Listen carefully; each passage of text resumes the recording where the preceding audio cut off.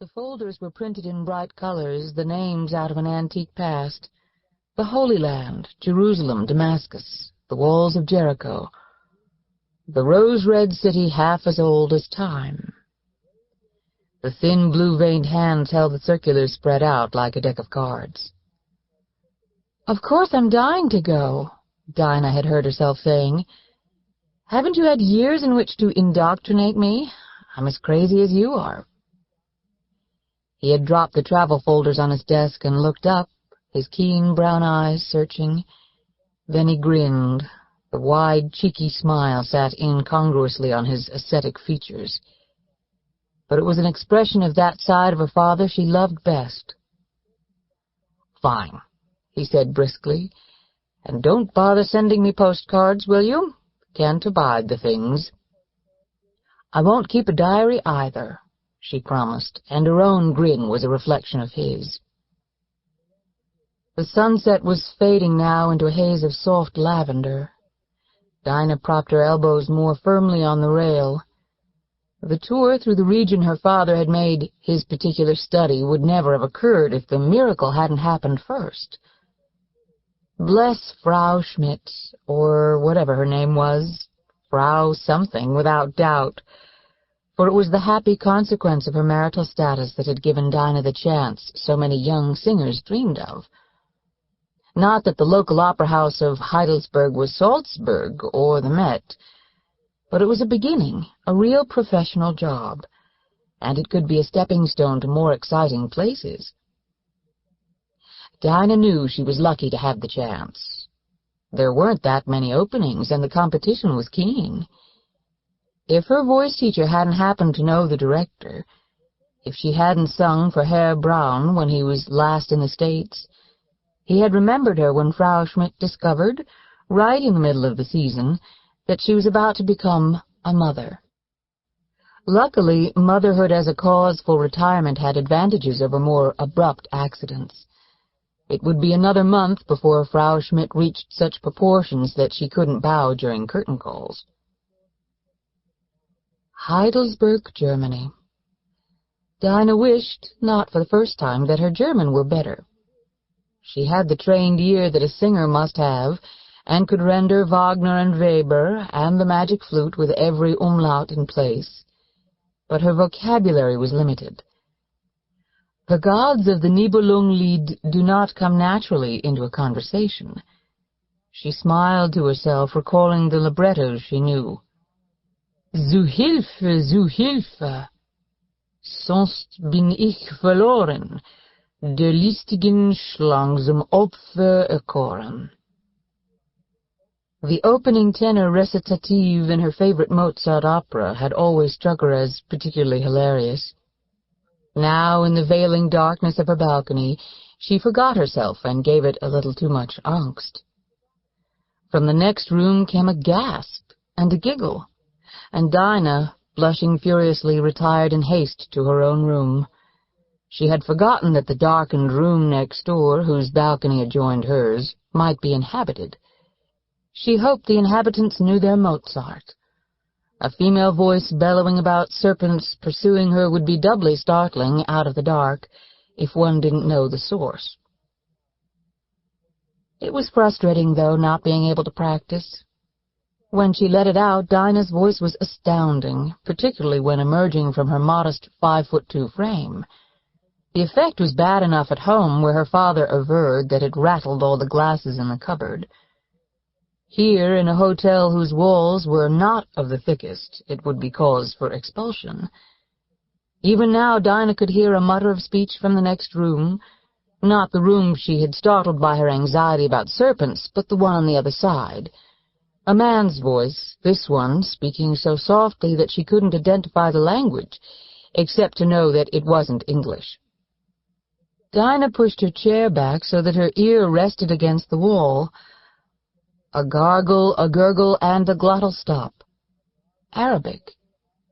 He didn't seem to be swearing or praying, since her knowledge of the language was limited to phrases of that sort, plus the essential guidebook inquiries about railroad stations and toilets.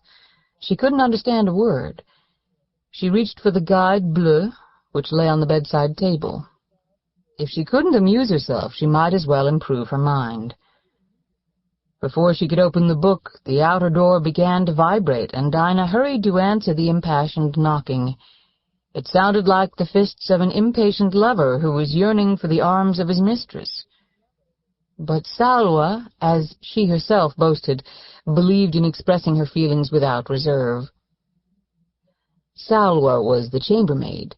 She was also a student at the American University of Beirut, and the daughter of a poor but honest merchant of the city. She was the only friend Dinah had made in Beirut, which was not too bad, considering that her sojourn so far had only lasted a little over 24 hours. When Salwa loved, she did so with the impetuosity of a generous heart. She had told Dinah this herself, and proved it by loving Dinah. "Ah, you are present," exclaimed Salwa, darting in. "I think you are gone to see the town," Dinah suggested. As Salwa had carefully explained, the chance to practice her languages was the only reason why she had taken a menial job at the Hotel Méditerranée. "See the town," her pupil repeated. "I am come to make of the bed." "Just make the bed. The of is not necessary." "Vraiment? But it seems that a word before the bed is necessary." Salwa's French was much better than her English, and she resorted to it when the other tongue failed. As she spoke, she rushed around the room, swabbing aimlessly at the porcelain surfaces in the bathroom and twitching the bed-covers back. Finding Dinah's white pajamas under the pillow, she held them up and shook her head. "It is not glamorous," she said sadly. "Where did you learn that word?" "Screen stories, les autres, the other of the same. Always I am read these to improve the English. The negligee, the gown of the night. In the screen stories it is glamorous. This, the nylon, long, beautiful, it show all of the body through une jeune fille belle et petite to wear this." Her expression of disgust as she waved the tailored pajamas made Dinah laugh. "Chacun a son goût," she said. "I'm afraid you have a very distorted idea about America, Salwa." "Comment?" "Never mind. Sit down if you have a minute." Salwa did. She seemed to have plenty of time. Dinah wondered when she did the work for which she was being paid, but she didn't really care. Salwa wanted to hear about the United States, and Dinah wanted to talk about life in Lebanon. Frequently the conversation degenerated into laughter and small talk. Salwa was only 2 or 3 years younger than Dinah, and her sense of humor was as keen as her snapping black eyes. Dinah was fascinated by the attitudes of the educated young women of these countries, whose mothers and grandmothers for generations back had spent their lives in harems.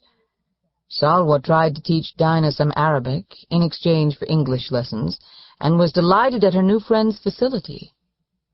Dinah tried to explain that a good ear was part of a singer's basic equipment, and that she had been trained to imitate sounds, but Salwa, who had tried to teach other visitors, regarded Dinah's talent as magical. Dinah, who had memorized opera parts in half a dozen languages, found no difficulty in learning the ornate Arabic phrases. Soon the two girls could converse for several minutes in exquisitely phrased sentences, though one of them understood only 1 word in 10. "The old bitch will chase me when I do not do other rooms," Salwa said finally, rising with reluctance. "That is not a nice word to use," said Dinah, true to her training. Privately she agreed with the description, having that morning seen the housekeeper in a rage. She was a sharp-nosed, gray-haired Swiss woman who looked like a witch out of Grimm. "No, but a good word. Bonne nuit, good night, schlafen Sie wohl." The room seemed very quiet when she was gone, and Dinah went back to her chair and her guidebook with a certain lack of enthusiasm. The guide was that excellent volume devoted to Middle East.